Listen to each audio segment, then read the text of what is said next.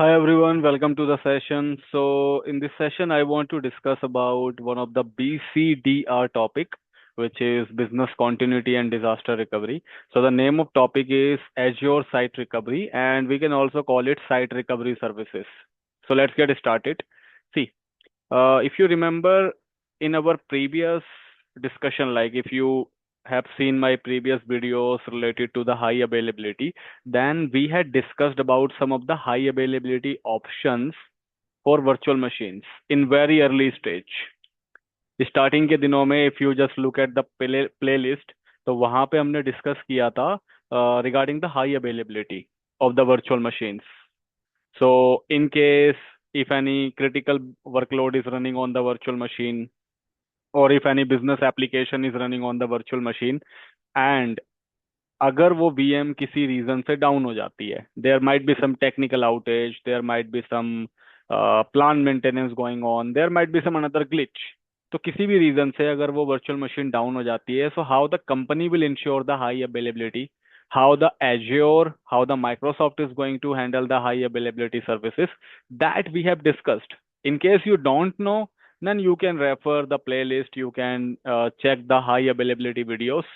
सो high availability में हमने कुछ ऑप्शंस देखे थे. I will just give you the overview, I will not go into the detail. जैसे हमने डिस्कस किया था अवेलेबिलिटी सेट्स के बारे में, and we have seen the practical of that as well. So availability sets is one of the option which prevents your virtual machine from the unplanned outages and planned maintenance scenarios. अगर कोई unplanned outage हो जाती है या कोई planned maintenance चल रहा है जिस केस में हमें हमारी virtual machine available नहीं है, so availability set is going to provide me the availability of my virtual machines. कैसे? तो इसमें fault domain and update domain का हमने concept पढ़ा था. In case the rack goes fail, then how the fault domain is going to make sure that my copies of virtual machines are distributed into different racks. तो ये हमने देखा था. तो अगर कोई डेटा सेंटर लेवल फेलियर होता है, पूरा पूरा डेटा सेंटर में अगर रैक फेल हो जाता है या फिर कोई आउटेज हो जाता है related to the physical server, so availability set is going to provide me the high availability of my virtual machine. तो ये हमने प्रैक्टिकली डिस्कस किया था last time in the sense काफी टाइम हो चुका है. It's not last time, but it's the initial videos of the series. फिर हमने डिस्कस किया था A Z, which is availability zones. So availability zones basically हमारी वर्चुअल मशीन को प्रोटेक्ट करते हैं डेटा सेंटर लेवल फेलियर से. Data centre level failure in the sense पूरे पूरे रीजन में अगर पूरा पूरा डेटा सेंटर फेल हो जाता है, सॉरी मैंने यहाँ पे इसको गलत लिख दिया, here we have to write rack level failures.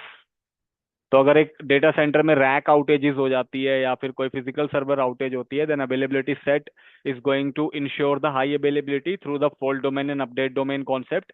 अगर पूरा पूरा डेटा सेंटर फेल हो जाता है, पूरा डेटा सेंटर जिस डेटा सेंटर में ये रैक्स लगे हुए थे, हमारे सर्वर्स अवेलेबल थे, अगर वो फेल हो जाता है, then availability zone, if your VM is the part of AZ availability zones, then it is going to protect your virtual machines from the data centre level failures. मतलब ये high availability provide करेगा अगर data centre level failure होता है. तो कैसे करता है? तो ये आपके वर्चुअल मशीन्स को, उसकी जो कॉपीज है, जो वीएम की कॉपीज है, उसको डिस्ट्रीब्यूट कर देता है डिफरेंट अवेलेबिलिटी सेट्स में, अवेलेबिलिटी जोन्स में. अवेलेबिलिटी जोन्स का मतलब बेसिकली क्या हो गया? Data center. So mostly Microsoft के जो रीजन्स है उसमें मोस्टली रीजन्स में 3 डेटा सेंटर्स अवेलेबल है. तो ये क्या करता है, विद इन सेम रीजन, जैसे आपने यूके साउथ में अगर सर्वर्स की कॉपीज क्रिएट करी, तो अगर आप उसको अवेलेबिलिटी जोन्स में रखते हो, तो ये उन कॉपीज को 3 अलग अलग डेटा सेंटर में डिस्ट्रीब्यूट कर देगा. मतलब एक डेटा सेंटर में उसको नहीं रखेगा. So that in the case of the data centre level failure, अगर पूरा पूरा डेटा सेंटर फेल होता है, still we have 2 copies of the server available into 2 different data center. So that was the concept of availability zone. तो ये आपके servers को data centre level failure से प्रोटेक्ट करता है. प्रोटेक्ट कह लो या हाई अवेलेबिलिटी कह लो. So in the case of any kind of outage, your your servers will be highly available if you choose the availability zones option. But availability zones की भी एक लिमिटेशन है. ये आपके वर्चुअल मशीन्स को या आपके सर्वर को एक पर्टिकुलर रीजन के अंदर ही प्रोटेक्ट कर सकता है. मतलब अगर आपके वर्चुअल मशीन्स यूके साउथ में क्रिएटेड है। तो यूके साउथ में अगर आपने अवेलेबिलिटी जोन का ऑप्शन चूज किया, तो ये क्या करेगा, ये उस सर्वर की जो कॉपीज बनाएगा, the copies of the server for the high availability purpose, they will be kept into 3 different data centres, but they will be the part of same region. वो यूके साउथ में ही होंगे। ये भी हमने डिस्कस किया था and we have seen the practical of this as well. तो availability set same data centre में रैक लेवल फेलियर से आपको बता रहा है, हाई अवेलेबिलिटी प्रोवाइड कर रहा है।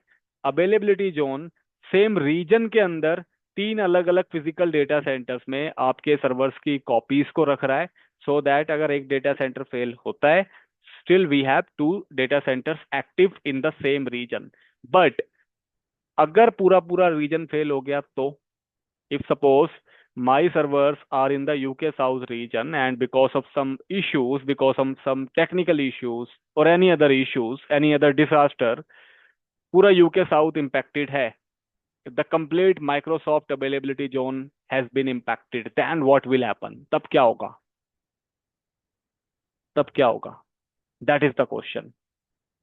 If the regions are not behaving properly, if there is some regional level outage, अगर पूरे पूरे रीजनल लेवल पे आउटेज हो गई, अगर जो मैंने रीजन चूज किया हुआ है, फॉर एग्जांपल यूके साउथ, या मैंने कुछ भी रीजन चूज किया हुआ है ईस्ट यूएस, जहाँ पे मेरा वर्कलोड रन कर रहा है, जहाँ पे मेरे सर्वर्स रन कर रहे हैं, if that region is failed for a duration, तो मेरे जो सर्वर्स उस रीजन में है, चाहे वो अवेलेबिलिटी सेट्स में है, चाहे वो अवेलेबिलिटी जोन्स में है, they will not be working because there is complete regional level outage at the data center और अक्रॉस द डेटा सेंटर। जितने भी डेटा सेंटर्स है उस रीजन में माइक्रोसॉफ्ट के, if they have been impacted because of the regional outages, nothing is going to work. My servers will be highly impacted. High availability कहाँ से लाऊंगा अब मैं? अगर सपोज उन सर्वर्स के अंदर गूगल पे की एप्लीकेशन चल रही है, तो गूगल पे तो बंद हो जाएगा। That will be a big business impact. Company को रेवेन्यू इम्पैक्ट भी होगा।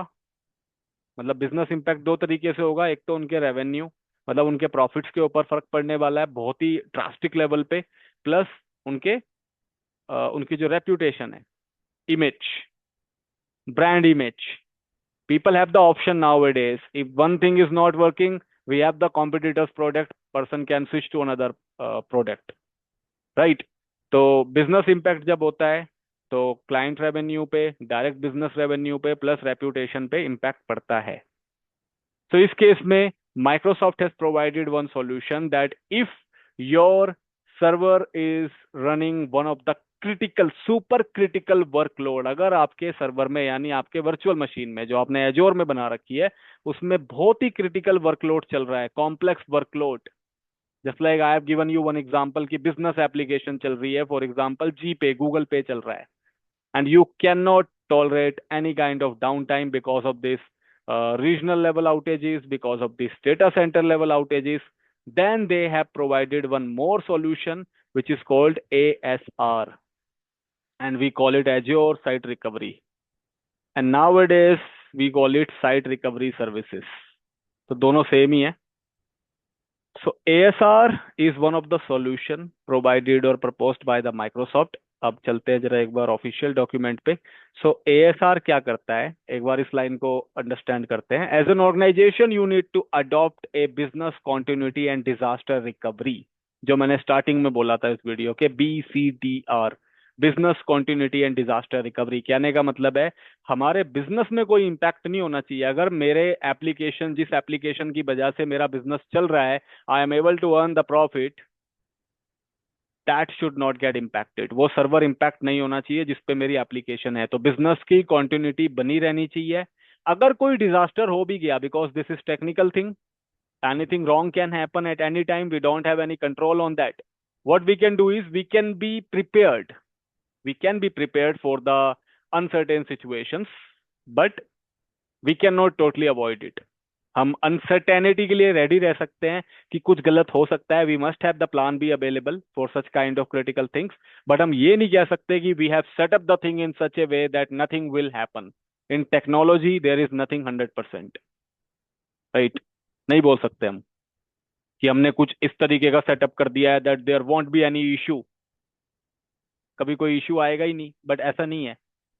सो बिजनेस की कॉन्टिन्यूटी बनी रहे, और अगर कोई डिजास्टर आ भी जाता है, अगर कुछ प्रॉब्लम हो भी जाती है, इट शुड बी रिकवर्ड, उसकी रिकवरी का एक मैकेनिज्म हो।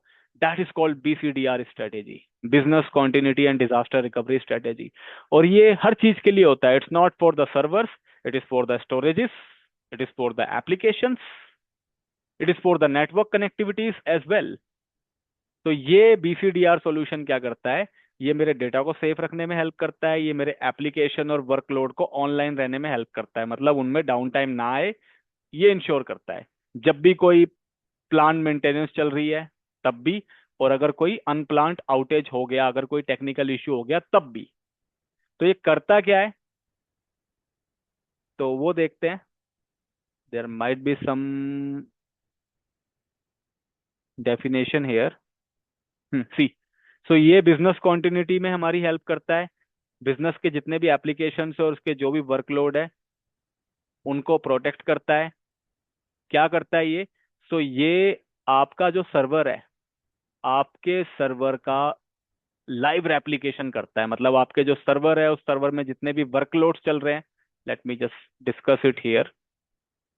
आपका जो भी सर्वर है, उस सर्वर में जो भी वर्कलोड चल रहा है, वर्कलोड इन द सेंस कोई हमने एप्लीकेशन इंस्टॉल करी है उस सर्वर पे, या फिर हम कोई सर्विस रन कर रहे हैं, फॉर एग्जांपल DNS रन कर रहे हैं, या फिर मैं कोई सॉल्यूशन रन कर रहा हूँ, या मेरा डेटाबेस रन कर रहा है उसके ऊपर। तो मेरे सर्वर में जो भी वर्कलोड है या जो भी एप्लीकेशन है, उसको ये क्या करता है, it will replicate it to another region. ये दूसरे रीजन में उसको रेप्लिकेट कर रहा होता है। रेप्लिकेट मतलब जो भी इंफॉर्मेशन इस पर्टिकुलर सर्वर में है, जो भी इसके ऊपर वर्कलोड चल रहा है, उसका लाइव रेप्लिकेशन, उसकी live copy, live send and receive of information, ये किसी दूसरे रीजन में कर रहा होता है ऑन द लाइव बेसिस। ये ASR का काम है। इससे क्या होगा, इससे अगर आपके रीजनल लेवल पे कोई आउटेज आती है, रीजनल लेवल फेलियर, क्योंकि अगर रीजनल लेवल फेलियर हुआ, in that condition the availability zone is not going to support me. जो अवेलेबिलिटी जोन है वो मुझे सपोर्ट नहीं कर पाएगा, क्योंकि अवेलेबिलिटी जोन क्या करता है, सेम रीजन में 3 अलग अलग डेटा सेंटर्स में मेरे सर्वर की कॉपी चलाता है। बट अगर पूरा पूरा रीजन डाउन हो जाता है, जिस रीजन में मेरा वर्कलोड चल रहा है, मेरे सर्वर्स चल रहे हैं, if that has been down, तो मेरे डेटा सेंटर्स के ऊपर इम्पैक्ट होगा, they will not be functioning properly. तो जब भी कभी रीजनल लेवल आउटेज होती है, एक पूरा पूरा रीजन डाउन होता है, उस केस में in order to ensure the high availability of my server, my workload and my application, we use the ASR service. तब हम यूज करते हैं एज्योर साइट रिकवरी सर्विसेज। तो ये क्या करता है, लाइव रेप्लिकेशन करता है अनदर रीजन में। कौन सा रीजन होता है वो, so that will be decided by you. वो आप डिसाइड करोगे ड्यूरिंग द सेटअप कि किस रीजन में आपको रेप्लिकेशन करवाना है। तो it will be a live replication. Costly service है ये, because it will perform the live replication, so there will be data cost, network bandwidth utilization cost, plus जो कॉपीज आपकी रन करेगी उसके तो कॉस्ट आएगी। So it is costly service, but it will make sure the it will make sure that your servers are highly available during the regional level outages। तो ये BCDR solution में हमारी help करता है। तो हर चीज का सॉल्यूशन है in the cloud. Rack level failure का सॉल्यूशन है, डेटा सेंटर लेवल आउटेज का सॉल्यूशन है, एंड पूरा पूरा रीजन डाउन हो गया तो उसका भी एक सॉल्यूशन है। और रीजन से ऊपर हम क्या सोचेंगे अब, because every service is the part of a region. तब उससे ऊपर तो हम यही बोल सकते हैं कि पूरा पूरा क्लाउड ही डाउन हो गया, then what is the plan. So in that condition we have to bear with that issue, क्योंकि पूरा पूरा क्लाउड ही डाउन हो जाता है किसी रीजन से, and we have to wait for the restoration of service. उसके लिए भी कंपनी के पास सॉल्यूशंस होते हैं। They always have multi cloud strategy in the organization for the critical workload. की एक वर्कलोड अगर यहाँ से डाउन हुआ, then the fail over can happen to another cloud, but that is a complex thing. वो सब बात की बातें हैं, वो एक बड़े लेवल पे बात हो रही है। सो अब इसको अंडरस्टैंड करते हैं। तो ये BCDR सॉल्यूशन है, जैसा कि मैंने बताया।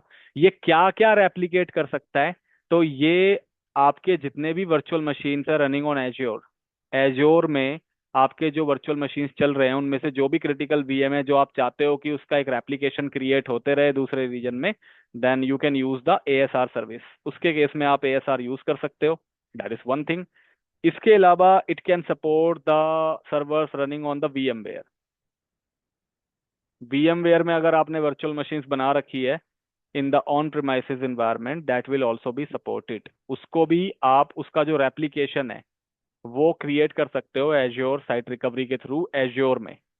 इसके अलावा if you are running your workload on the Hyper V platform of Microsoft, अगर ऑन प्रिमाइसेस में हाइपर वी के ऊपर आपकी वर्चुअल मशीन्स बनी हुई है, that can also be replicated to the Azure cloud.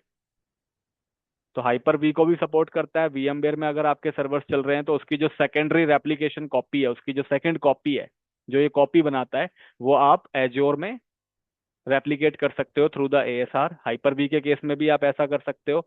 अगर आपका वर्कलोड फिजिकल सर्वर पे डायरेक्ट चल रहा है, अगर आपने direct physical server on premises में रख के उसके ऊपर अपना operating system, let's say Windows server 2022 या जो भी सर्वर है विंडोज का, या फिर लिनक्स आपने इंस्टॉल कर रखा है, that can also be replicated to the Azure using the Azure site recovery. इसके अलावा ऐसा भी हो सकता है कि if you are running any instances on the AWS, अगर आप AWS पे कोई विंडोज का सर्वर चला रहे हो, it will only support the Windows on the AWS environment, तो उसका भी रेप्लिकेशन आप एज्योर पे कर सकते हो using the ASR azure site recovery. So these things will be supported in the ASR labs. ASR में आप इन चीजों को सपोर्ट करवा सकते हो। अब इसका लैब सेटअप देखते हैं, how does it work.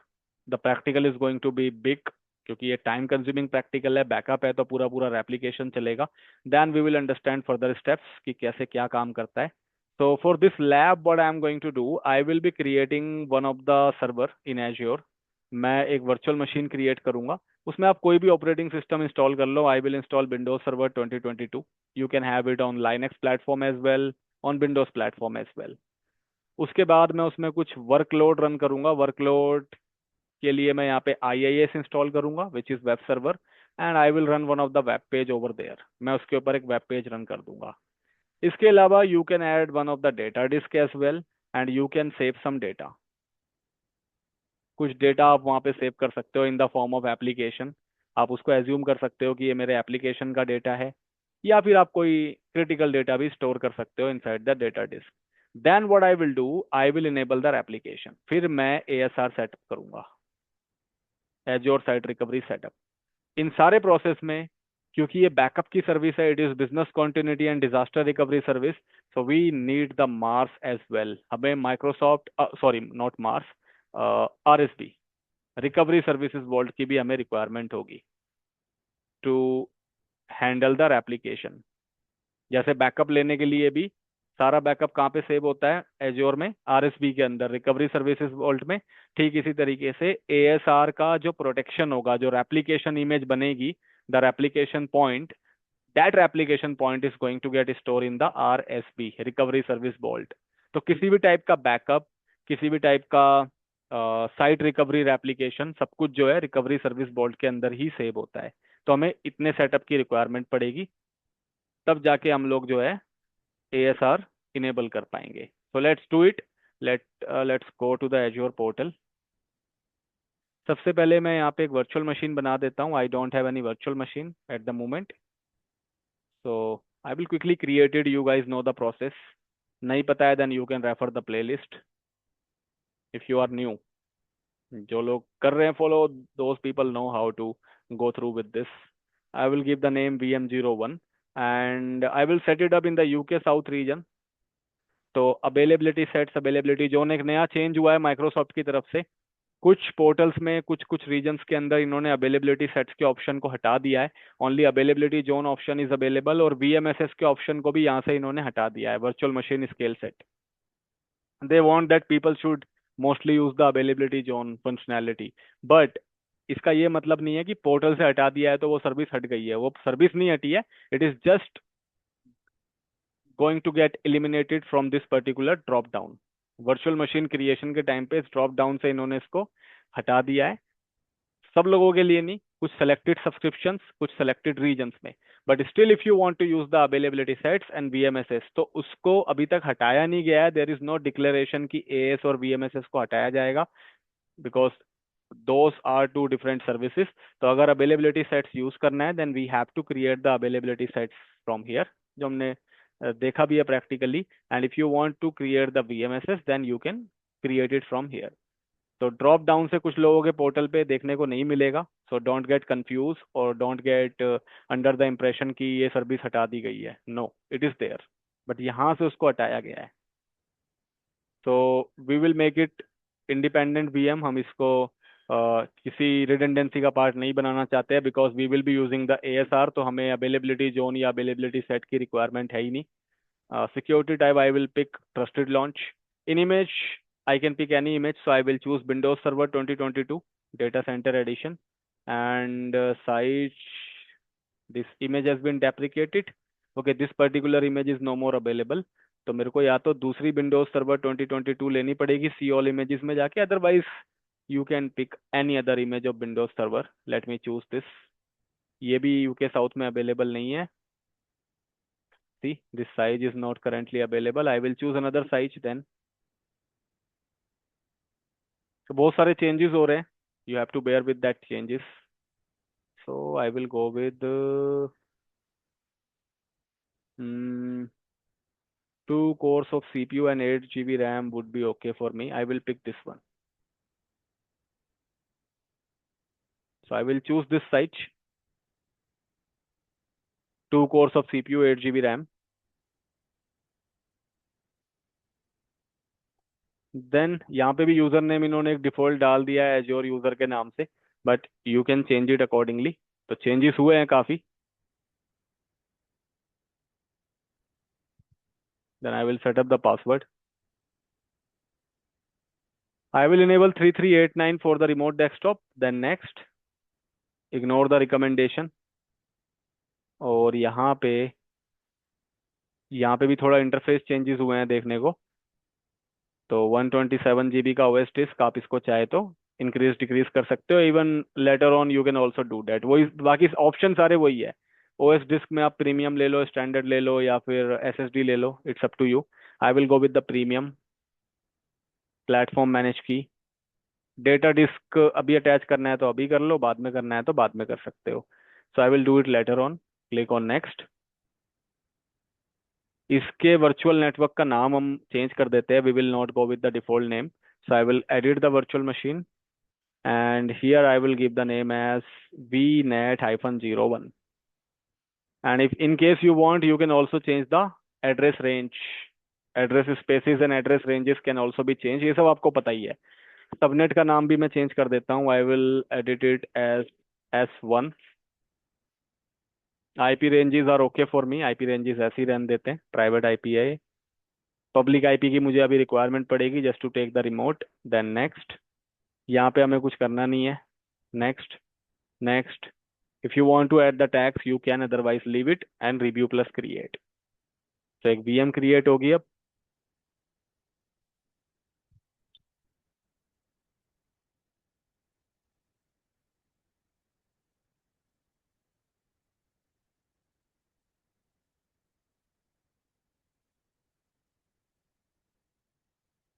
Create.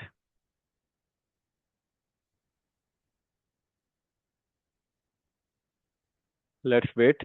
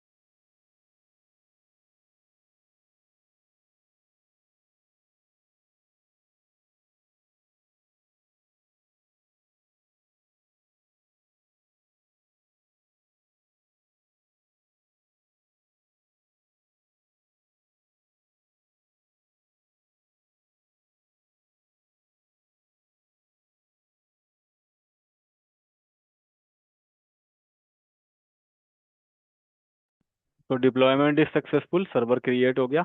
अब इसका एक बार रिमोट लेते हैं, let me install the IIS। उससे पहले I will attach one data disk as well. इसमें एक डेटा डिस्क भी अटैच कर देते हैं। So go to the settings and disk, then create a new disk. And here I will give the name disk hyphen 01, and I will go with the normal standard SSD.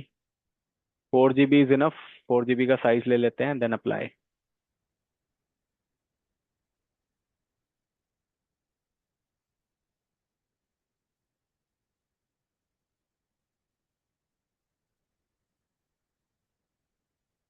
Done.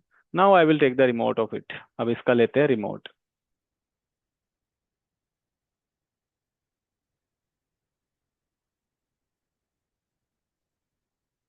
So open the is. I will check the clipboard in case if I have to copy paste something across the VMs. तो मैंने clipboard check कर दिया. Now I will enter the password. Then yes.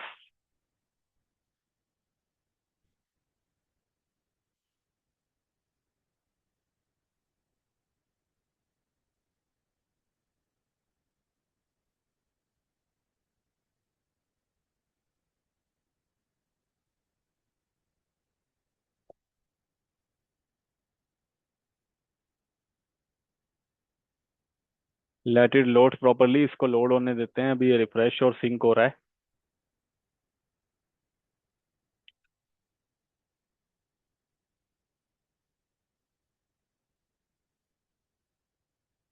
Server manager open हो रहा है।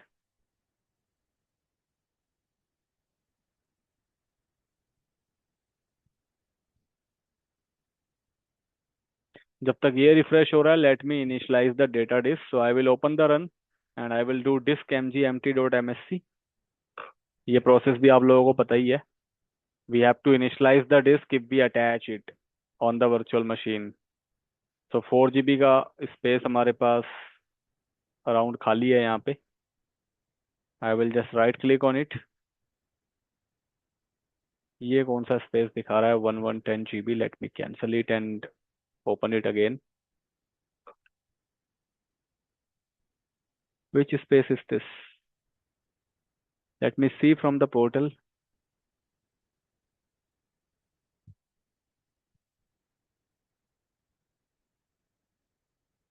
No, I haven't created this one. This might be some glitch. Disk 0, we have C drive here. Are we able to right click on this one? No, this might be some glitch. Okay, we are able to do it. Maybe this will be removed after some time. कुछ glitch है ये, because there is no disk which I have attached. 4 GB का तो हमने किया है, that we are able to see. ये 127 का है. Even if you go to the disk portal, so only two disks are there, OS disk and data. तो ये कुछ glitch है. It will be removed after some time. Just leave it. I will just try to right click and offline, make it offline. Leave it.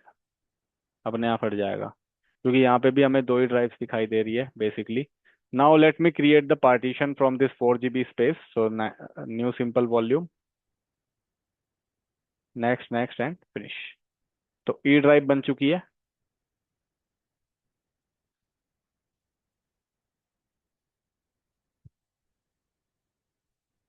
So we have C drive, we have E drive.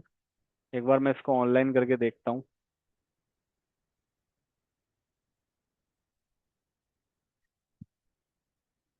No, it's not here. It might be some glitch. Leave it. इसको देखेंगे क्या क्यों है, अपने आप ही चले जाएगा वैसे. और in some images nowadays we have the option to remove the temporary disk as well. तो temporary disk को भी आप unattach कर सकते हो using the PowerShell scripts that is being supported in some of the operating system images, but that's a different story altogether. Now we have one of the drive,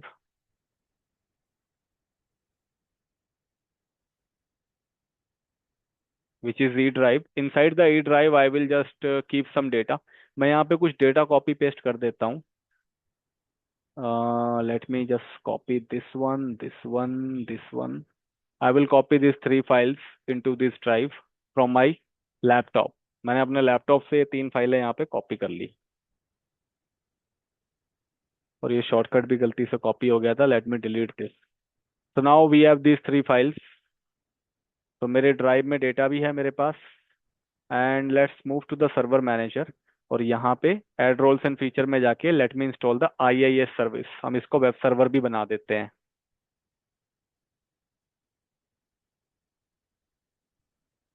So I will just check this IIS, add features, next and install. So let's wait for this installation also.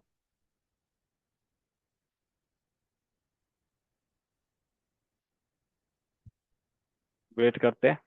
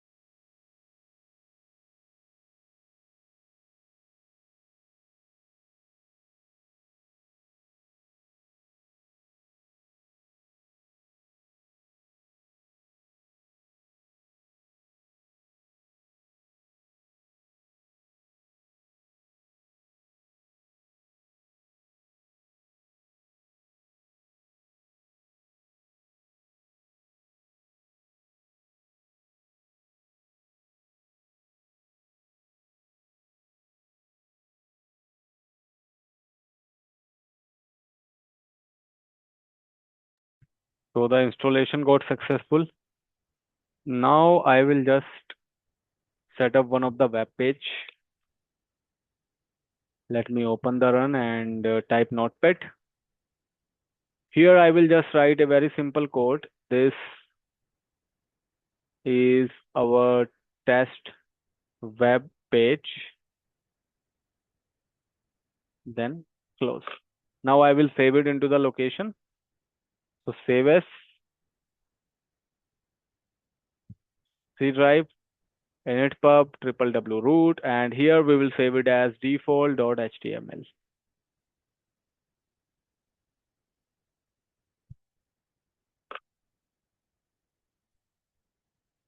Save. And we forgot to enable the HTTP port on the virtual machine. So let's do it. I will again go to the VM. हम port number 80 enable करना भूल गए थे at the time of deployment. तो you know how to do that. अगर भूल गए हैं तो नेटवर्क सेटिंग्स में जाके from the NSG we can enable it. तो यहाँ पे सिर्फ RDP इनेबल्ड है. I will create a port rule inbound and I will enable port number for HTTP क्योंकि हमारी जो साइट है वो HTTP में चल रही है. Then allow, and I will give the name. I will give HTTP underscore allow. Then add. So port number 80 has been enabled now. See. So now I should be able to access that web page from anywhere. तो मैंने अपनी IP copy करी. Then I will paste it here with slash default.html.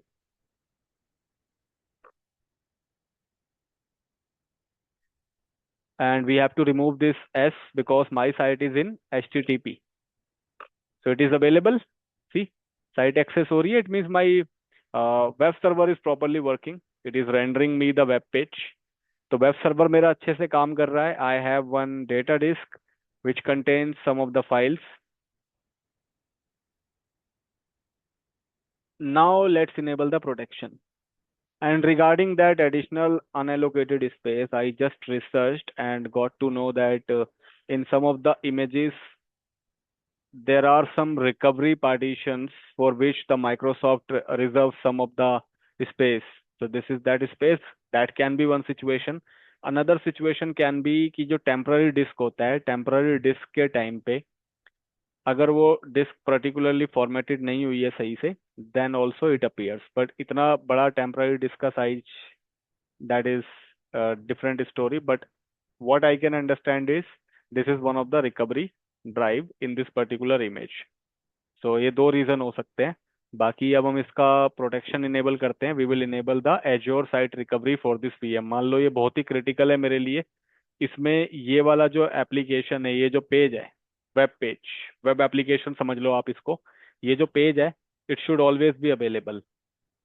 मैं इसका downtime handle नहीं कर सकता। I can not go with much downtime for this this particular server. तो ये सर्वर मेरा हमेशा अप होना चाहिए। And apart from that we have some data inside this server. इसके अंदर कुछ बहुत ही क्रिटिकल डेटा है regarding the application, so it should always be highly available. तो इसके लिए आई want to go with the ASR solution, Azure site recovery solution पे जाना है मुझे। तो मुझे जिस वीएम का एएसआर क्रिएट करना है, मुझे उस पर स्क्रॉल डाउन करना है जाके, and under the backup plus disaster recovery there is one option called disaster recovery. Backup हम पहले ही देख चुके हैं। Now you have to choose the disaster recovery. तो डिजास्टर रिकवरी में यू हैव टू चूज कि आपको किस रीजन में इसका रेप्लिकेशन करना है, मतलब इसका रेप्लिकेशन आप कौन से रीजन में करना चाहते हो। So currently this VM is in the UK south reason. आप इसकी कॉपी कहाँ पे लेके जाना चाहते हो, लाइव रेप्लिकेशन कहाँ लेके जाना चाहते हो, तो यू कैन चूज अकॉर्डिंगली। आपकी मर्जी है, मतलब प्रैक्टिकल में तो आपकी मर्जी है, but in the organization it will totally depend upon their compliance requirement, their business case. तो वो वहां पे फिर वो डिसाइड करेंगे अकॉर्डिंग टू देयर बिजनेस। यहाँ पे भी for the practical I will not suggest to keep very far location. आपका प्राइमरी वीएम अगर यूके साउथ में है, then I will not suggest you to keep it in very distant location. जैसे अगर मैं उसको ईस्ट यूएस में replicate करता हूँ, तो इसके बीच में देख पा रहे हो आप डिस्टेंस काफी ज्यादा है। So there will be time, replication का टाइम जो फर्स्ट टाइम कंज्यूम होगा, जो पहला रेप्लिकेशन होगा, it will be very high. It will take very good amount of time. दूसरा कॉस्ट, क्योंकि जितनी देर तक रेप्लिकेशन चलेगा उसकी कॉस्ट, इसके अलावा फर्दर जो भी आप डेटा अपलोड करोगे या जो भी आप चेंजेस करोगे प्राइमरी वीएम में, वो भी लाइव रेप्लिकेट होगा। तो हर बार कॉस्ट, एक अच्छी खासी कॉस्ट इनकर होगी। बहुत महंगा तो नहीं है, but for the organization perspective, जहाँ पे 24/7/365 प्रोडक्शन रन करेगा, रियल में वर्कलोड्स होंगे, there will be good amount of cost. तो अच्छी खासी कॉस्ट आएगी, टाइम भी लगेगा, प्लस नेटवर्क यूटिलाइजेशन भी बहुत ज्यादा होगा।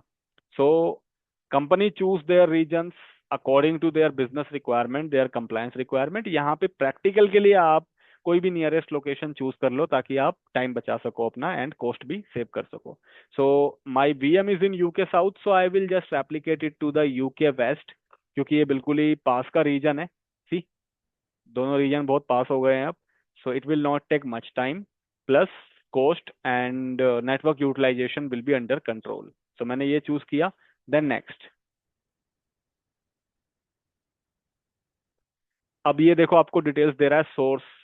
सोर्स मतलब जो आपका प्राइमरी वीएम है वो किस सब्सक्रिप्शन में है, तो उसने ऑटोमेटिकली चूज कर लिया कि आपका वीएम इस सब्सक्रिप्शन में है। टारगेट मतलब जहां पे आप इसका रेप्लिकेशन सेटअप करोगे, आप किस सब्सक्रिप्शन में करना चाहते हो। You can set it up in the cross subscription as well. मतलब जरूरी नहीं है सेम सब्सक्रिप्शन में रखो। अगर आपके पास मल्टी सब्सक्रिप्शन है, तो आप किसी दूसरे सब्सक्रिप्शन में भी इसको रेप्लिकेट कर सकते हो। Primary virtual machine pop resource group में बनाई गई है। जो आप दूसरा रीजन चूज कर रहे हो विच इज यूके वेस्ट, तो यूके वेस्ट में आप किस अ, आपका एक रिसोर्स ग्रुप बनेगा automatically with the name of pop hyphen ASR. इस नाम से, मतलब जो नाम यहाँ प्राइमरी में है उसी नेमिंग कन्वेंशन को लेके ये एंड में एएसआर ऐड कर देगा। और इसके अंदर, इस रिसोर्स ग्रुप के अंदर आपके रिसोर्स क्रिएट होंगे in the UK west. Primary virtual machine जो है वो वीनेट 01 में कनेक्टेड है। जो आपका टारगेट होगा, टारगेट मतलब जो यूके वेस्ट में आपका रेप्लिकेशन होगा, वहां पे भी एक बीनेट की रिक्वायरमेंट होगी, जो कि बीनेट-01 एएसआर के नाम से बनेगा। क्यों बीनेट की रिक्वायरमेंट होगी? क्योंकि आपने पहले पढ़ा था कि VNet are limited to the regions only. VNet एक पर्टिकुलर रीजन में ही काम करता है। अगर आपका वर्चुअल मशीन यूके साउथ में है, तो यूके साउथ का वर्चुअल मशीन सिर्फ यूके साउथ के बीनेट से ही कनेक्ट हो सकता है। बीनेट इज ए रीजनल सर्विस। आप यूके वेस्ट के वर्चुअल मशीन को इस बीनेट 01 से कनेक्ट नहीं कर सकते। तो यूके वेस्ट में अगर आपकी वर्चुअल मशीन रेप्लिकेट होती है या उसकी कॉपी क्रिएट होती है, तो उसको इन ऑर्डर टू फंक्शन एक अलग से वीनेट की रिक्वायरमेंट होगी जो कि यूके वेस्ट के अंदर ही होना चाहिए। तो एएसआर क्या करेगा, आपके पास ऑलरेडी एक वीनेट 01 है जिसमें आपकी VM01 कनेक्टेड है इन द यूके साउथ। ये एक नया वीनेट क्रिएट करेगा इन द यूके वेस्ट रीजन जो कि आपने चूज किया है, एंड उसका नाम होगा VNet-01-ASR। इसके अलावा अभी जो आपकी वर्चुअल मशीन है इट इज सिंगल इंस्टेंस, मतलब ये किसी अवेलेबिलिटी का पार्ट नहीं है। You have not made it the part of any availability sets, availability zone. आपने इसको किसी भी अवेलेबिलिटी सेट्स का या अवेलेबिलिटी जोन का या VMSS का पार्ट नहीं बनाया है। लेकिन जब रेप्लिकेशन होगा तो अगर आप चाहो तो इसको अवेलेबिलिटी सेट्स में, अवेलेबिलिटी जोन में या वर्चुअल मशीन स्केल सेट में ऐड कर सकते हो। तो इस रीजन में अवेलेबिलिटी जोन इस VM के लिए सपोर्ट नहीं कर रहा है ये, लेकिन अवेलेबिलिटी सेट सपोर्ट कर रहा है एंड VMSS सपोर्ट कर रहा है। बट मैं नहीं चाहता, मैं चाहता हूँ यहाँ पे जैसे है इंडिपेंडेंट वहां पे भी इंडिपेंडेंट रहे, so I will choose single instance. फिर एक टॉपिक है प्रॉक्सिमिटी प्लेसमेंट ग्रुप की। अभी जो है आपने अपने VM को प्रॉक्सिमिटी प्लेसमेंट ग्रुप में नहीं रखा हुआ है, आगे भी मैं नहीं रखना चाहता। So in case you want you can choose it, नहीं रखना तो यू कैन लीव इट।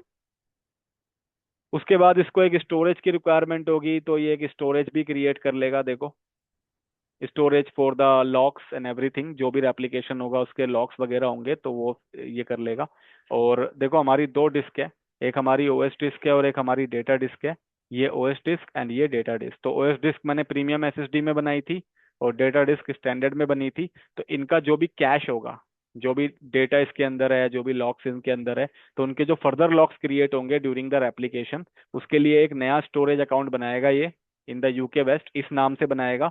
और इसके अंदर जो है सब कुछ रखेगा, मतलब जो भी लॉक्स क्रिएट होंगे इन डिस्क के वो यहाँ पे रखेगा। इसके अलावा जो भी अपडेट्स होगी ASR उसको मैनेज करेगा। अगर आप मैनुअली सारे अपडेट्स मैनेज करना चाहते हो you can choose manually, but let the Microsoft decide. फिर इसको एक ऑटोमेशन अकाउंट की भी रिक्वायरमेंट होगी in order to automate some of the replication process, क्योंकि रेप्लिकेशन प्रोसेस ऑटोमेटिकली ही होना है। तो इसको एक ऑटोमेशन अकाउंट की भी रिक्वायरमेंट है, तो ये वो भी क्रिएट करेगा। So you have to create it. आप ऑटोमेशन अकाउंट क्रिएट करो, click on this, and sometimes this practical also throws some error sync की वजह से। तो you have to be very patient, कभी कभार ऐसा होता है, not every time. So go through with the error, read it thoroughly, and accordingly act.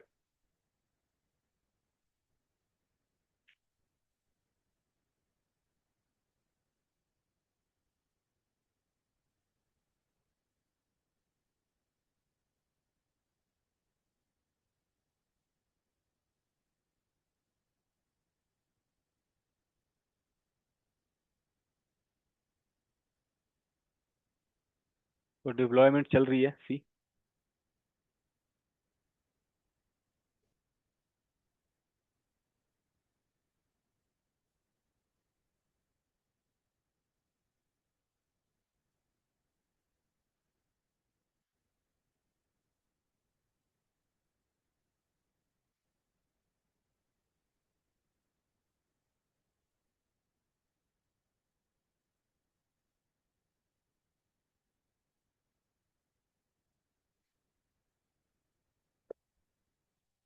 And this will be a live application once it is enabled. अभी तो ये automation account deployment कर रहा है, उसके बाद हमें एप्लीकेशन इनेबल करना है। We have not started that yet. So automation account is created, see. इस नाम से इसने क्रिएट कर लिया है, ये देखो। अगर आपको एक और बनाना है then you can choose the new, but बन चुका है तो क्यों करना। So this is created. Now we just have to click on next. These are the details, ये पूरी समरी है, and we can click on start application. Click करते हैं,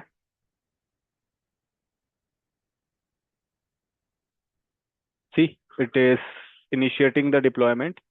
और मीन वाइल मैं दूसरे टैब में जाता हूँ और यहाँ पे जाके आई विल शो यू कि एक रिसोर्स ग्रुप क्रिएट होगा, सी। एक तो मैंने बनाया था पॉप, एक बन गया पॉप ASR के नाम से, और ये आपको पता ही है वर्चुअल मशीन के टाइम पे बनता है। तो पॉप ASR के नाम से बन गया। If you click on this, तो इसके अंदर एक नया वीनेट बना है, वीनेट 01 ASR, क्योंकि मैंने आपको स्टार्टिंग में बताया था कि कंपनी में सबसे पहले नेटवर्क सेटअप होता है, उसके बाद rest of the things will be created. तो इसने वीनेट पहले बना दिया और बाकी की चीजें ये बना रहा है, प्रोसेस में है। And if you go to another resource group, एक और रिसोर्स ग्रुप बना है साइट रिकवरी वॉल्ट आरजी के नाम से। If you click on this, तो इसके अंदर देखो मेरा ऑटोमेशन अकाउंट है, जिसकी वजह से ये प्रोसेस इनिशिएट हो पा रहा है। एंड यहाँ पे एक रिकवरी सर्विस वॉल्ट भी बना है, क्योंकि मैंने बताया था कि एएसआर भी रिकवरी सर्विस वॉल्ट के अंदर ही रेप्लिकेशन करेगा। तो ये यूके वेस्ट में बना है, क्योंकि मैं अपने वीएम का जो रेप्लिकेशन है या जो उसकी कॉपी है, live copy, I am getting created in the UK west location. तो इसलिए मुझे रिकवरी सर्विस वॉल्ट भी यूके वेस्ट लोकेशन में चाहिए। तो इसने यूके वेस्ट में एक बना दिया है अपने आप, as per the settings we have chosen. If you click on this, तो यहाँ पे देखो बिल्कुल सेम रिकवरी सर्विस वॉल्ट है, बट यूके वेस्ट में है। और बैकअप आइटम्स में जब आप जाओगे तो यहाँ पे कोई भी बैकअप नहीं दिखेगा, क्योंकि हमने कोई बैकअप नहीं ले रहे अब की बार। But if you go to the replicated items, तो यहाँ पे कुछ टाइम के बाद आपको रेप्लिकेशन दिखाई देगा। अभी रेप्लिकेशन इसलिए नहीं दिख रहा because it is not started, it is under the process, अभी ये चल रहा है। And if you click on this VM, आप इस वीएम में दोबारा जाते हो, and if you go to the option of disaster recovery again, तो यहाँ पे भी देखो आपको अभी कुछ नहीं दिख रहा। दोबारा से सब कुछ कॉन्फ़िगर करने बोल रहा है, but this is under the process, so we have to wait for some time. हमें थोड़ा सा वेट करना पड़ेगा। उसके बाद हमारा जो रिकवरी सर्विस वॉल्ट क्रिएट हुआ है, ये वाला नया वाला, इसके अंदर जो है we will be able to see the application. देखो धीरे धीरे रिसोर्सेज आ रहे हैं, स्टोरेज अकाउंट भी क्रिएट हो गया, इसके अंदर सारे लॉग्स कंटेनर में सेव होंगे। So let me open this recovery services vault और वेट करते हैं under the replicated items the option to come. तो अभी यहाँ पे कुछ टाइम के बाद मुझे रेप्लिकेशन आइटम दिखने लग जाएगा, तो वेट करते हैं।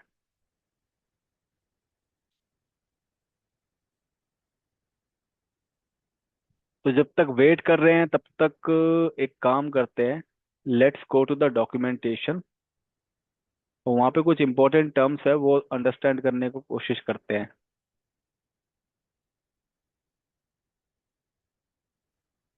BCDR हमने समझ लिया। ये VMware में जो VMs चल रही है उनका भी रेप्लिकेशन कर सकता है, ये भी हमने डिस्कस कर लिया।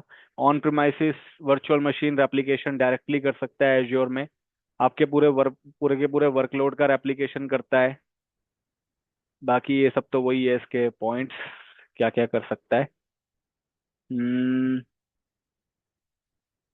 These are some of the regions which is supported. आप यहाँ से देख सकते हो कौन कौन से रीजन में ASR सपोर्ट करता है, और कौन कौन से रीजन जहाँ पे उस लिस्ट में जिस रीजन का नाम नहीं होगा, that reason will not be supported.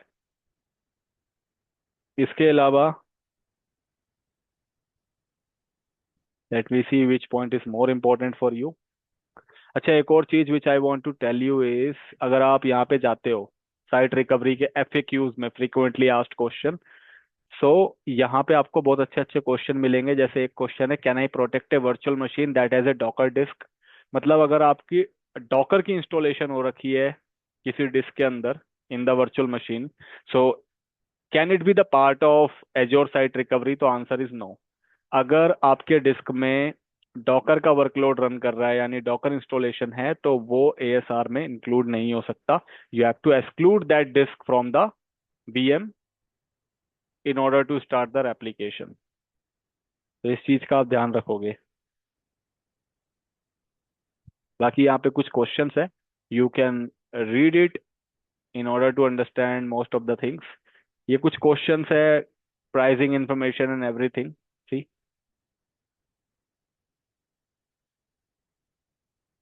तो बहुत सारे क्वेश्चंस है, you can go through with this in case you want to get some detail knowledge. एक और चीज मैं आपको बता देता हूँ, अगर आपने लेट सपोज आपका जो वर्कलोड है, if it is running on the azure virtual machine, अगर वो एज्योर के VM पे चल रहा है, अगर आपका जो वर्कलोड है वो एज्योर में आपने VM बना के उस पे चला रहे हो, जैसे हमारे केस में हमारा एज्योर VM है, या फिर आपने VMware के EXSI के ऊपर आपने अपने सर्वर्स रन कर रखे हैं, तो इनका जो रेप्लिकेशन होता है it will be like continuous replication. ये कॉन्टिन्यूअस रेप्लिकेशन होता है, मतलब इनकी जो फ्रीक्वेंसी है वो ऑन द स्पॉट होती है। जो भी आप यहाँ पे अपडेट करोगे, तुरंत दूसरे रीजन में जो आपने रेप्लिकेशन बनाया होगा वहाँ पे अपडेट होते जाएगा। बट अगर आप बात करते हो हाइपर वीज की, अगर आप हाइपर वी यूज कर रहे हो, हाइपर वी में आपके सर्वर्स चल रहे हैं, तो उनका रेप्लिकेशन जो है वो 30-30 सेकेंड्स के लेटेंसी में जाता है। 30 सेकेंड्स की लेटेंसी में, मतलब आपने जो भी अपडेट किया, it can take 30 seconds of time to replicate. तो ये इसके डॉक्यूमेंट में कहीं पे लिखा भी होगा। कहाँ पे लिखा होगा, लेट मी सी।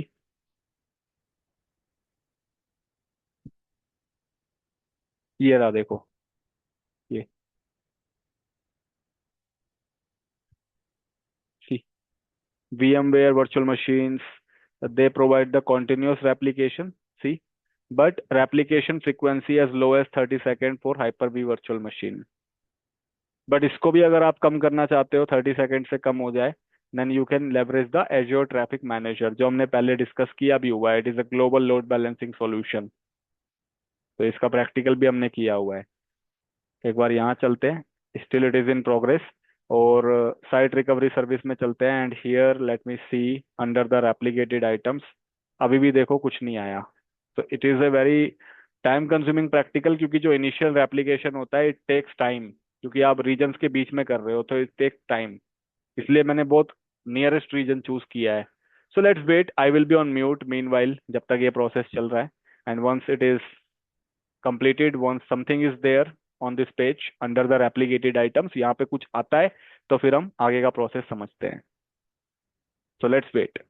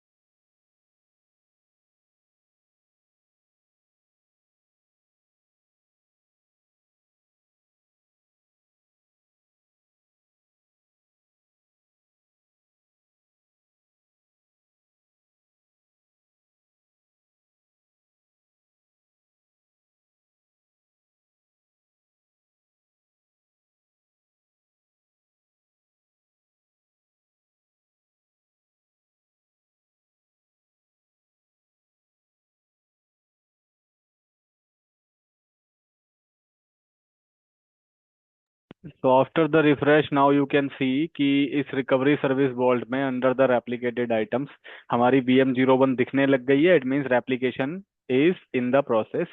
हेल्दी रेप्लिकेशन है, कोई इशू नहीं है, और अभी ये प्रोग्रेस में है। सी, यूके साउथ से ये रेप्लिकेशन आ रहा है। ये जो रिकवरी सर्विस वॉल्ट बना हुआ है, it is under the UK west location. ये यूके वेस्ट में बना हुआ है, और ये जो रेप्लिकेशन आ रहा है, this is happening from the UK south. See, ये यूके वेस्ट में रिकवरी सर्विस बोल्ट है मेरा। And if you see, BM01 का एप्लीकेशन यहाँ पे स्टार्ट हो गया है। ठीक, 0% सिंक्रोनाइज। जैसे ही 100% सिंक्रोनाइज हो जाएगा, the first application will be completed. पहला एप्लीकेशन कंप्लीट हो जाएगा। If you click on this, तो यहाँ पे अभी देखो 0% सिंक्रोनाइज में है, और हमारे ऑप्शंस भी हाईलाइटेड नहीं है। Once it is fully replicated, then ये ऑप्शंस भी हाईलाइट यहाँ पे होने लग जाएंगे। In case you want to disable that application, अगर आपको डिसेबल करना है तो आप डिसेबल कर सकते हो। ASR का जो वर्जन है, विच इज 9.66, ये अभी इसका वर्जन है। एजेंट बिल्कुल हेल्दी है, एजेंट में भी कोई इशू नहीं है, एप्लीकेशन अच्छे से चल रहा है। See, so we have to wait until it is 100% completed। जैसे ही ये कंप्लीट होगा, फिर मैं आपको फेल ओवर प्रोसेस दिखाऊंगा कि इन केस अगर रीजन आउट हो जाता है, तो उस केस में रिकवरी कैसे होगी, उस केस में हाई अवेलेबिलिटी कैसे इंश्योर की जाएगी। सो सी, यहाँ पे भी डिप्लॉयमेंट सक्सेसफुल हो गया है। So it is under the process, application process में है। सो वेट करते हैं, we have to wait for some time. तो कुछ टाइम वेट करते हैं, जब तक ये 100% हो जाएगा, then we will discuss the further steps.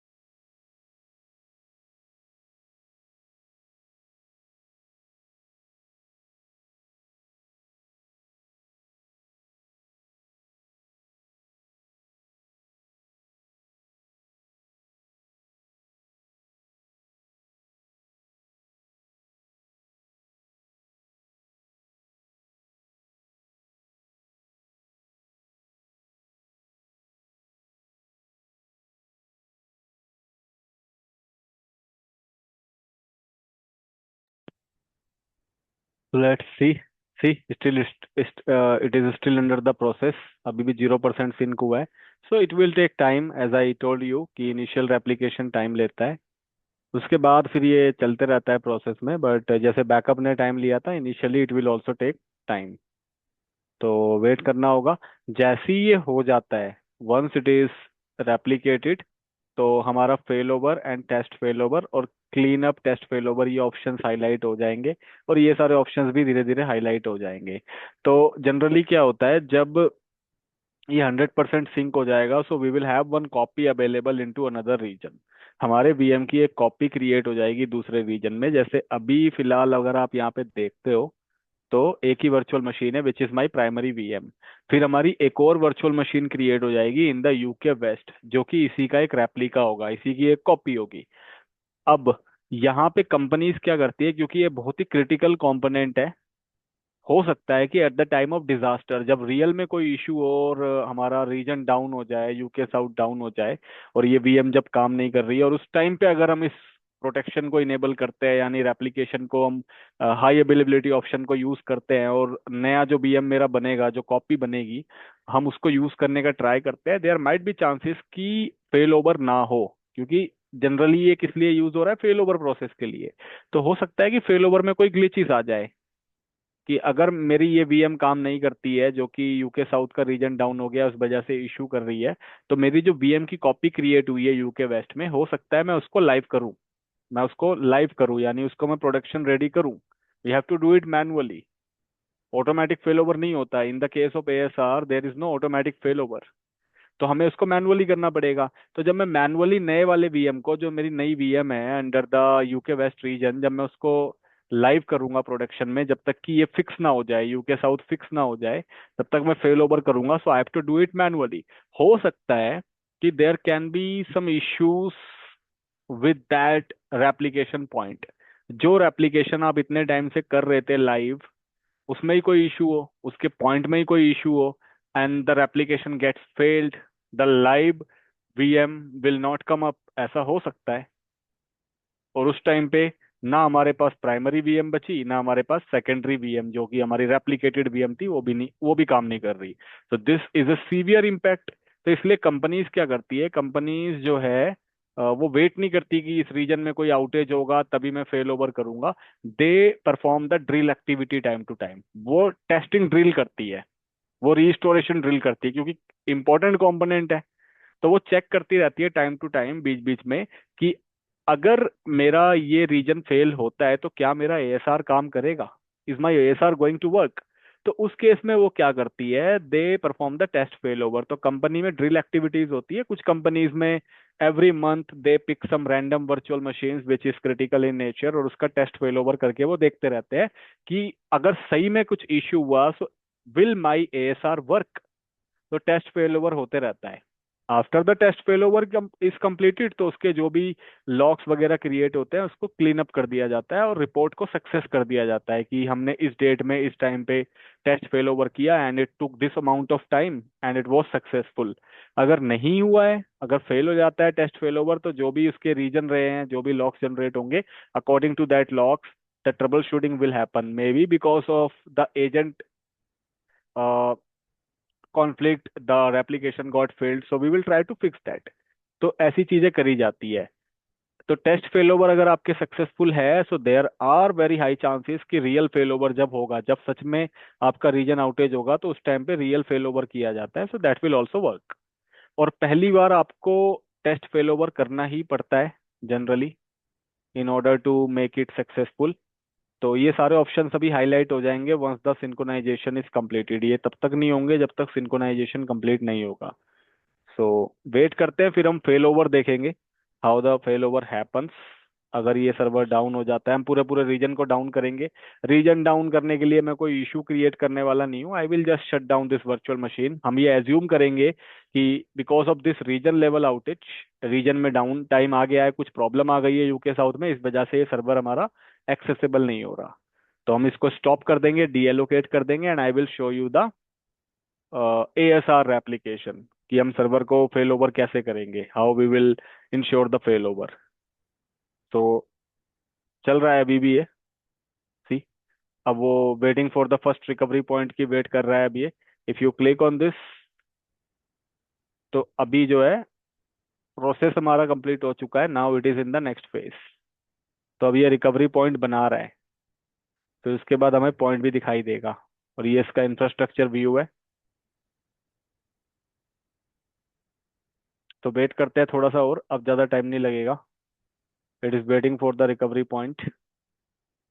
तो वे रिकवरी पॉइंट बना रहा है अभी ये। रेप्लिकेशन हमारा कंप्लीट हो चुका है। सारा डेटा हमारा इस सर्वर पे आ चुका है। मतलब VM01 का जो भी डेटा था, इट हैज़ बीन कॉपीड। और यहाँ पे भी अगर मैं देखूँ, तो अभी तक देखो यहाँ पे कोई सर्वर नहीं आया है। तो रिकवरी पॉइंट बना रहा है अभी ये। Once the recovery point is completed, then these options will be highlighted. तो वेट करते हैं थोड़ा सा।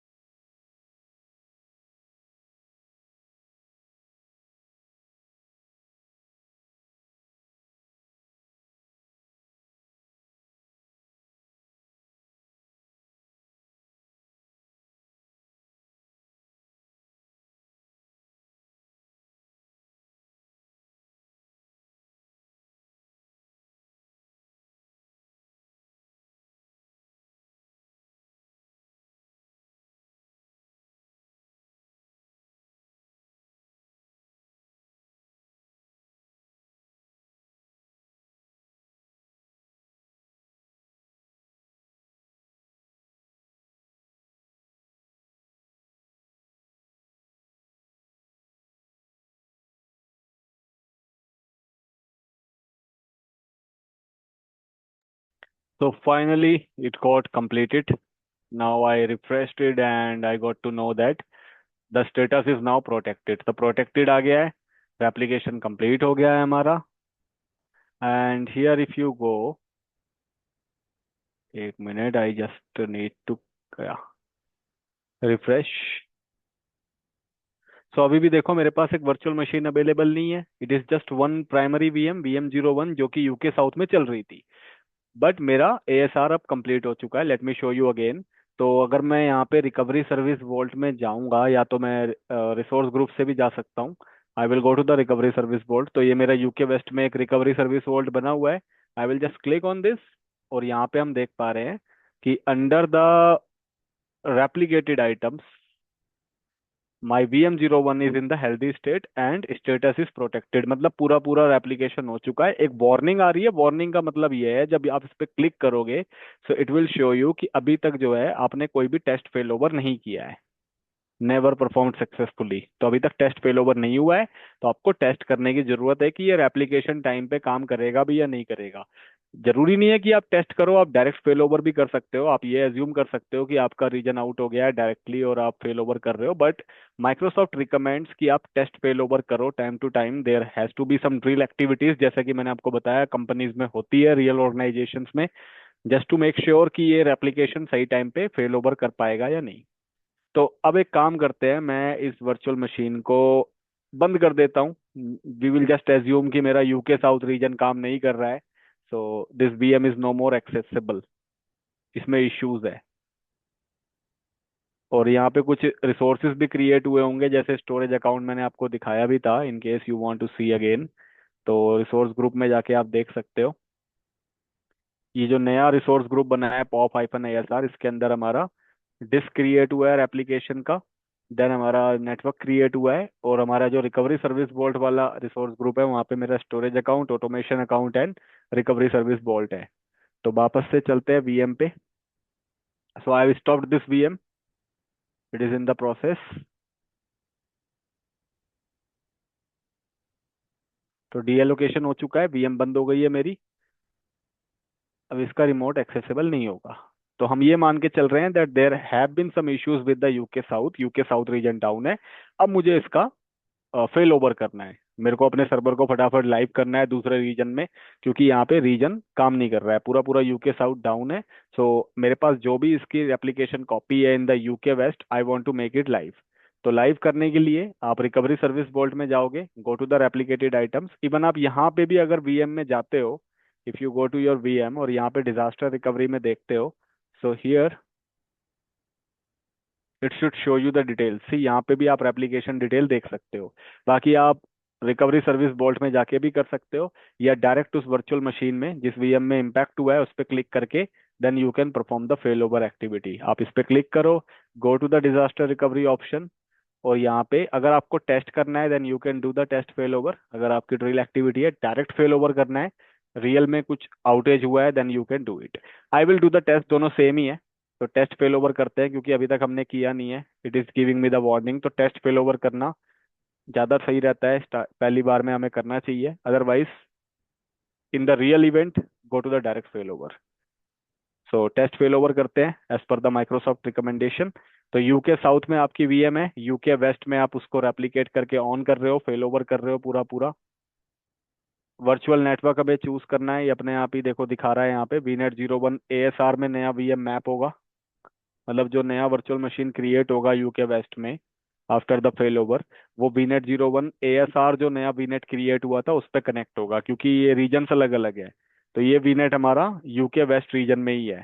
तो start the test fail over पे क्लिक करो and now the fail over will begin. See progress में आ चुका है, अब स्टार्ट कर रहा है ये।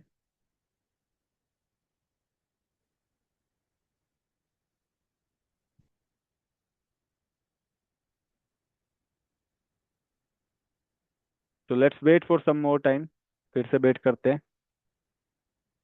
और ये इसकी डिटेल्स है, किस सब्सक्रिप्शन में है, कैसे क्या है, you can check it from here. Under the compute you would be able to see the compute related services. Under the network ये आपको वीनेट्स के बारे में दिखाएगा यहाँ पे, और इसके नेटवर्क इंटरफेसेस। अभी ये चल रहा है प्रोसेस में, इसलिए ये बहुत सारी चीजें रेप्लिकेट नहीं कर पा रहा है। And these are our disk, data disk और ओएस डिस्क हमारी यहाँ पे दिखाई दे रही है। तो लेट्स ट्रैक इट, वापस चलते हैं डिजास्टर रिकवरी। तो देखो अभी ये इनिशिएटिंग कर रहा है टेस्ट फेल ओवर, मतलब स्टार्ट हो चुका है। इस पे अगर आप क्लिक करोगे then it will show you the status. ये देखो प्री रिक्विजाइट्स चेकिंग पूरी हो चुकी है। All the prerequisites are proper, मतलब कोई इशू नहीं है। अब ये टेस्ट वर्चुअल मशीन क्रिएट कर रहा है, मतलब फेल ओवर में एक नई वीएम बना रहा है नए रीजन में। जैसे ही वो हो जाएगी, देन उस वर्चुअल मशीन को ये अपडेट करेगा, and then we have to start that virtual machine, and that will be ready to use. आप इसको कैंसिल करना चाहते हो फेल ओवर जॉब को, you can do it from here, but we have to wait, हम wait करेंगे। हमें कोई कैंसिल नहीं करना, we want to see the result. और meanwhile if I go to the virtual machine blade, तो अभी भी यहाँ पे एक ही वीएम दिखा रहा है। So let's wait for some more time, थोड़ा और वेट करते हैं अब। बीच बीच में इसको रिफ्रेश भी करते रहेंगे हम।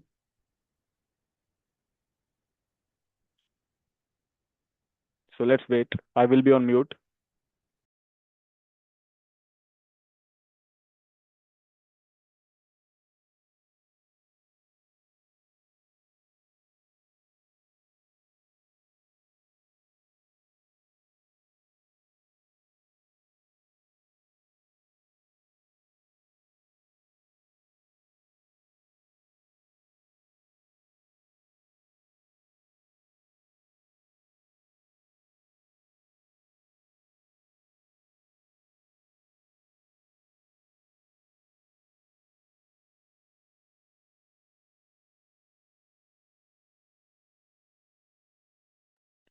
सी, now all the stages have been completed, test fail over complete हो गया।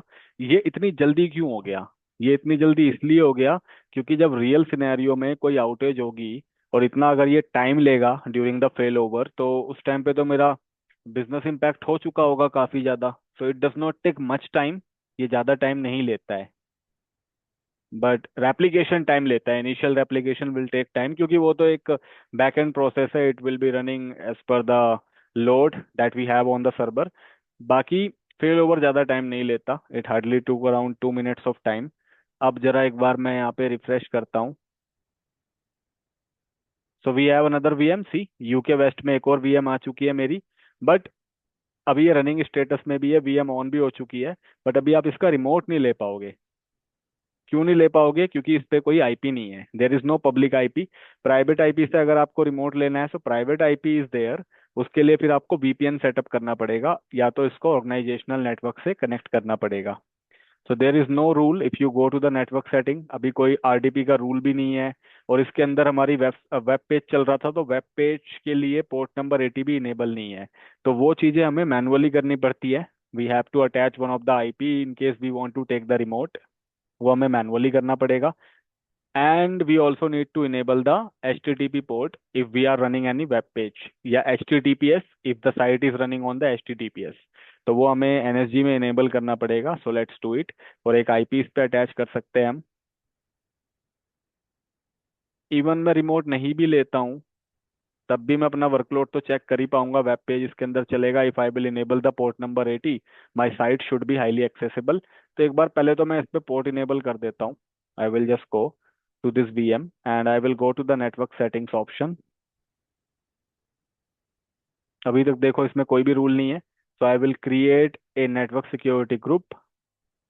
कंपनीज में इसके लिए पावरशेल स्क्रिप्ट बना के भी रखी जाती है कुछ कुछ कंपनी में, so that if the real disaster happens, तो वहाँ पे स्क्रिप्ट को फेल ओवर करके स्क्रिप्ट रन कर दिया जाता है, and all these things will be automatically created in the back and. बाकी मैनुअली करने में भी ज़्यादा टाइम नहीं लगता। आई will create one inbound rule here, and I will enable HTTP, क्योंकि मेरी साइट उस टाइम पे यूके साउथ के उस सर्वर पे HTTP में चल रही थी। So here also I will enable HTTP, and I will give any name. I will give HTTP allow, add। तो ये हो गया मेरा port number 80 enable. I also need to enable RDP, क्योंकि मैं इसका रिमोट भी लेने वाला हूँ अभी। So under the inbound I will enable the RDP। ये विंडोज सर्वर है तो RDP, अगर ये लाइनक्स होता तो इसके ऊपर हम SSH इनेबल करते। So IDP allow the net. So ये दो रूल्स मैंने क्रिएट कर दिए, HTTP and RDP। Now we need the public IP. Private IP तो इस पे है, but for the private IP I need to setup the VPN, point to site connection setup करना पड़ेगा मुझे। बट वो नहीं करना चाहता मैं, so I will add one public IP. Public IP के लिए मुझे फटाफट एक पब्लिक आईपी क्रिएट करनी पड़ेगी इन द यूके वेस्ट रीजन, क्योंकि मेरा सर्वर यूके वेस्ट में है, तो मुझे पब्लिक आईपी भी यूके वेस्ट में क्रिएट करनी पड़ेगी।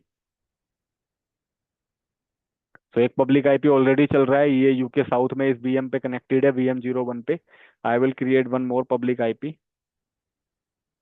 इन the UK west region. So resource group आप कोई भी ले लो, कोई फर्क नहीं पड़ता, बट रीजन करेक्ट लेना है हमें। मेरा नया सर्वर यूके वेस्ट में है, so I will choose UK west. Roll down, give the name to the public IP, I will give PIP VM। बाकी सब ठीक है, ये सब आपको पता ही है कैसे क्रिएट करना है। Then review plus create.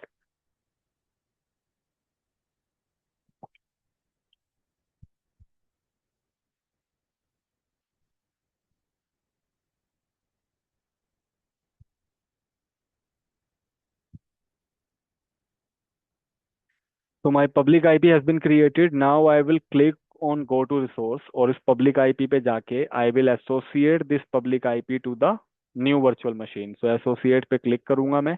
I want to connect it with the network interface, और मेरे नेटवर्क इंटरफेस का नाम क्या है, VM0162 टेस्ट। इस पे क्लिक करूंगा मैं, या आप वेरीफाई कर सकते हो VM में जाके। Then click on okay. Done. Public IP attach हो चुकी है मेरे इस नए वाले वीएम पे, सी VM01 टेस्ट पे, और ये इसका NIC नेम है। अब मैं इसका रिमोट लेता हूँ। सो ये प्रोसेस तो मेरे सारे कंप्लीट हो ही गए थे। I will go to the new VM। I will download the RDP।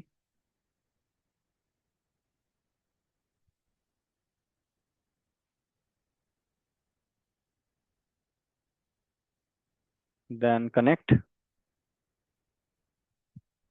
और इसका user name and password.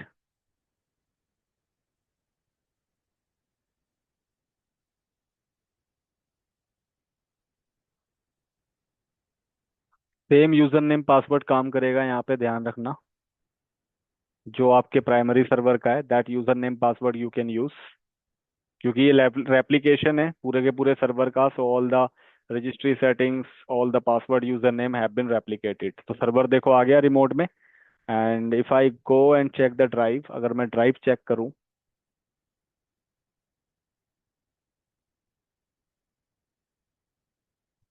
C my E drive is also here. और इसमें मेरी ये 3 फाइल्स थी, इफ यू रिमेंबर, तो तीनों की तीनों फाइल, मतलब मेरा डेटा भी वापस आ गया। एंड मेरा IIS का वर्कलोड भी यहाँ पे, मतलब मेरा जो वर्कलोड था, जो भी वर्कलोड चल रहा था, जैसे हमारे केस में IIS था, दैट इज ऑल्सो अवेलेबल। जब तक ये सिंक हो रहा है, मैं अपनी साइट एक्सेस करके देख लेता हूँ। तो I will take my public IP slash default.html।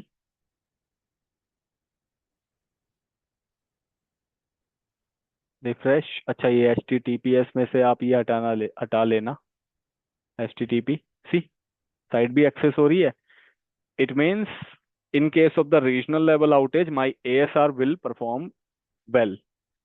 मेरा ASR सही से काम करेगा। अब ये तो था टेस्ट फेल ओवर।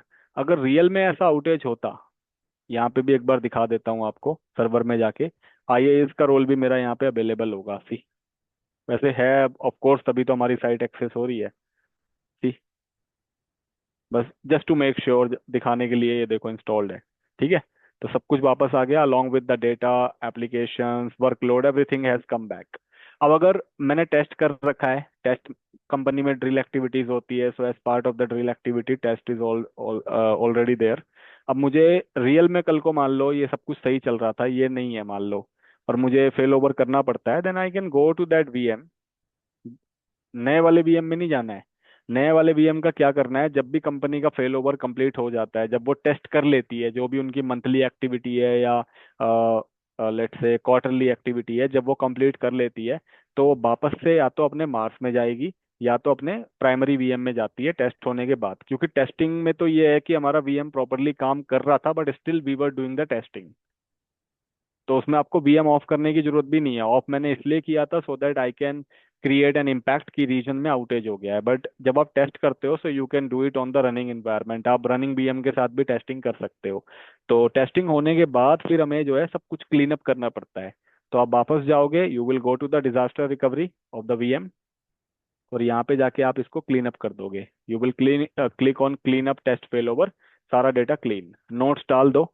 जो भी आपको नोट्स डालने हैं, एंड क्लिक ऑन ओके। तो अब ये सब कुछ क्लीन कर देगा, जो भी इसने वर्चुअल मशीन क्रिएट करी थी, जो भी लॉक्स क्रिएट करे थे, extra locks whatever has been created, that will be removed, that will be wiped out. तो ये एक्टिविटी तो होती रहती है कंपनी में।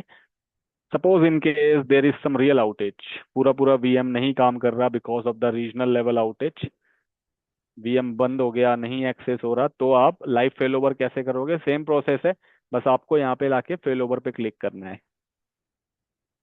That's it. अभी मैं दिखा भी दूंगा आप लोगों को। Let's wait for the clean up.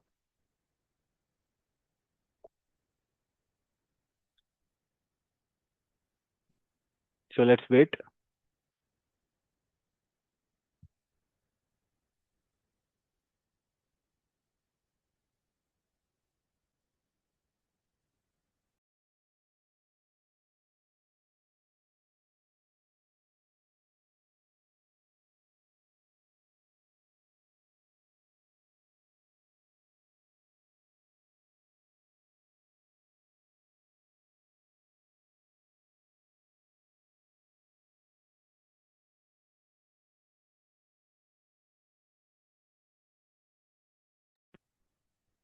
C, task start हो गया है। अब एक बार अगर मैं यहाँ पे देखता हूँ, see that VM is no more available, क्योंकि वो क्लीन अप हो चुका है। मेरा टेस्टिंग कंप्लीट हो गया तो वो क्लीन अप हो गया। अब इन केस मान लो किसी दिन रियल में यूके साउथ की आउटेज हो गई है, the server is no more working, जैसे अभी ये रिमोट में नहीं आएगा, तो मैं इसका रियल फेल ओवर कैसे करूंगा? आप डायरेक्ट वीएम में जाके कर सकते हो, या एएसआर में जाओ और यहाँ से you can just go to the option of disaster recovery. See, test fail over हमने लास्ट कब किया था वो बता रहा है, सक्सेसफुल टेस्ट फेल ओवर था। अब हम डायरेक्ट फेल ओवर कर सकते हैं। मान लो today there is some real outage, we can click on the direct fail over. वही सेम प्रोसेस आ गया देखो। और कह रहा है कि वीएम को शट डाउन करना चाहते हो, वीएम में इशू है, आप उसको पहले शट डाउन करके फेल ओवर करोगे, रनिंग में करना है तो रनिंग में भी कर सकते हो। हमारी तो ऑलरेडी वीएम शट डाउन है, बट कर देते हैं check. Fail over, see same options आएंगे अब, देखो वही सब same. It is starting the fail over process again.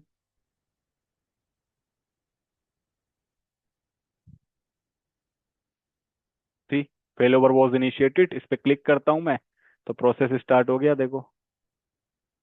अब ये सिंक्रोनाइजेशन नहीं कर रहा है, क्योंकि सिंक्रोनाइजेशन इसने टेस्ट में ऑलरेडी कर लिया था, तो एक स्टेप ये स्किप कर देगा और सीधा फेल ओवर स्टार्ट कर दिया देखो इसने। उसके बाद ये वीएम का रेप्लिका स्टार्ट कर देगा। That's it. तो देखते हैं, होने देते हैं इसको, ज़्यादा टाइम तो ये लेता नहीं है।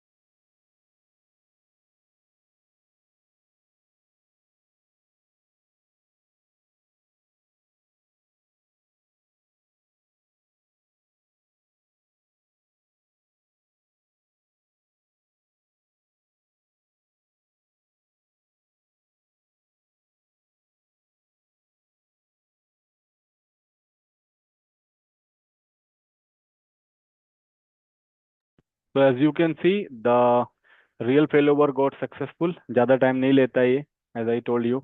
So 2 minutes around, like within 3 minutes it got completed. अब मैं दोबारा से वर्चुअल मशीन में जाता हूँ और मैं इसको रिफ्रेश करता हूँ ब्लेड को, then you will see we have another VM. और इसका नाम देखो बिल्कुल सेम है। इसका नाम में टेस्ट करके नहीं आ रहा है, because that was the test fail over, but this is the real fail over. तो ये सेम नेम से आ रहा है, बट इसका रिसोर्स ग्रुप अलग है, इसका रीजन अलग है। और यहाँ पे भी आपको सेम वही पब्लिक आईपी एड्रेस ऐड करना पड़ेगा, and if you just click on this, so यहाँ पे नेटवर्क सेटिंग्स में आपको एक तो पब्लिक आईपी ऐड करना है, सेम वही प्रोसेस है। And you have to define the rules for the RDP and HTTP, then it will be accessible. So this is how, in the real scenario, if the regional level outage happens, they tackle the situation. So we have seen the ASR. It was a long awaited topic, क्योंकि मैं सही time का wait कर रहा था इसको कराने के लिए। I wanted to cover some topics first. So this BCDR topic of ASR is also completed. Now I will see you in the next session with another complex topic related to the industry. So for now, we can sign off for the day. Thank you very much for your timing. And in case you are liking my videos, don't forget to subscribe the channel, hit the notification bell icon. I will see you in the next video. Thank you very much. Have a good day.